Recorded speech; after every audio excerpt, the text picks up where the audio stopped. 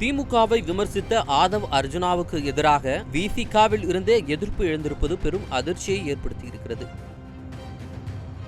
திமுகவுக்கு எதிராக மது ஒழிப்பு மாநாட்டை நடத்த இருப்பதாக திருமாவளவன் அறிவித்தது முதலே தொடர்ந்து இரு கட்சியினருக்கும் இடையே சலசலப்பு ஏற்பட்டிருக்கிறது. இந்த நிலையில் இந்த விரிசலை மேலும் பெரிதாகும் வகையில் அக்கட்சியின் துணை பொதுச் செயலாளர் ஆதவ் அர்ஜுனா உதயநிதிக்கு துணை முதல்வர் பதவி வழங்குவதை விமர்சித்திருந்தார். இது மிகப்பெரிய சர்ச்சையாக வெடித்தது. திமுகவை சேர்ந்த பலரும் ஆதவ் அர்ஜுனாவுக்கு எதிராக கருத்துக்களை தெரிவித்து வருகின்றனர். மேலும் ஆதவின் இந்த பேச்சுக்கு தற்போது விடுதலை சிறுத்தைகள் கட்சிக்குள்ளேயே எதிர்ப்பு எழுந்து வருகிறது. இந்த நிலையில் விசிக துணையில்லாமல் வட மாவட்டங்களில் திமுக வெற்றி பெற முடியாது என ஆதவ் அர்ஜுனாவின் கருத்திற்கு விசிக எம்பி ரவிக்குமார் எதிர்ப்பு தெரிவித்துள்ளார். இதுகுறித்து அவர் வெளியிட்டுள்ள பதிவில், புரட்சியாளர் அம்பேத்கர், தந்தை பெரியார், மாமேதை மார்க்ஸ் ஆகியோரின் கொள்கை வழியில் எம்மை வழிநடத்தி கொண்டிருக்கும் தலைவர் திருமாவளவன் இன்று இந்திய அளவில் உற்று நோக்கப்படும் கட்சியாக விடுதலை சிறுத்தைகள் கட்சியை மாற்றி இருப்பதாக தெரிவித்துள்ளார். மேலும் சனாதனத்திற்கு எதிரான சமரசமற்ற அவரது நிலைப்பாடுதான் அதற்கு முதன்மையான காரணம் எனவும், அரசியலமைப்பு சட்டத்தை பாதுகாப்பது, சனாதனிகளின் அரசியலை வீழ்த்துவது என்ற நமது இலக்குகள் இன்னும்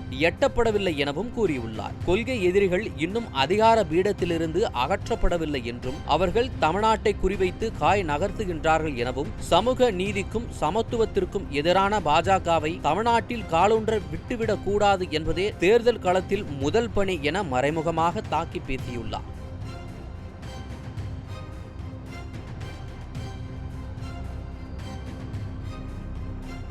செய்திகளை உள்ளது உள்ளபடி தெரிந்து கொள்ள ரெஃப்ளெக்ட் நியூஸை சப்ஸ்கிரைப் பண்ணுங்க.